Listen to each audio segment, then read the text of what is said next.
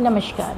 अभी हाल ही में एक न्यूज़ जो है बड़ी चर्चा में है कि नीदरलैंड ने हमें कुछ कॉपर प्लेट्स रिटर्न करी हैं।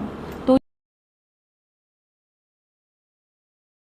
कॉपर प्लेट जो नीदरलैंड ने हमें वापस करी हैं, इनमें 21 कॉपर प्लेट्स हैं, जिसमें 16 बड़ी हैं और आपकी 5 छोटी प्लेट्स हैं। जो 16 बड़ी प्लेट्स हैं, ऐसा माना गया है कि वो लिखी गई हैं राजा राज चोल द्वारा, जिन पे उन्होंने पूरा चोल साम्राज्य लिखा है कि वो कहाँ से ट्रेडिंग करते थे, कहाँ से नहीं करते थे। 16 प्लेट्स की मैं बात कर रही हूँ।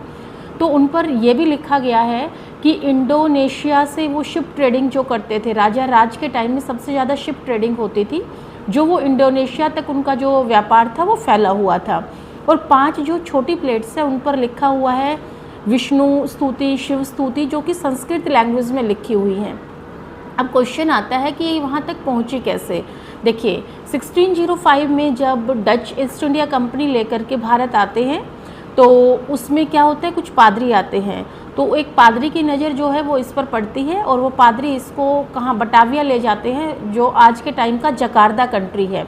बटाविया इसको लेकर के जाते हैं, जो आज के टाइम का जकार्ता है, और वो अपनी बेटी की शादी में इसको दे देते हैं। बेटी बेटी को दे देती है, फिर बेटी बेटी, इस तरीके से ये जो उनकी बेटी की पोती है, वो लेडिन यूनिवर्सिटी के एक प्रोफेसर से, हेनरिक नाम के प्रोफेसर से शादी करती है।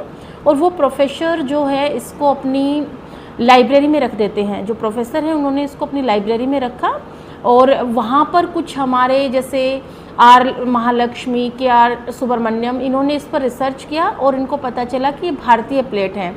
तो अब फाइनली हज़ारों वर्षों के बाद हमारी जो कॉपर प्लेट्स हैं वो हमें मिल चुकी हैं।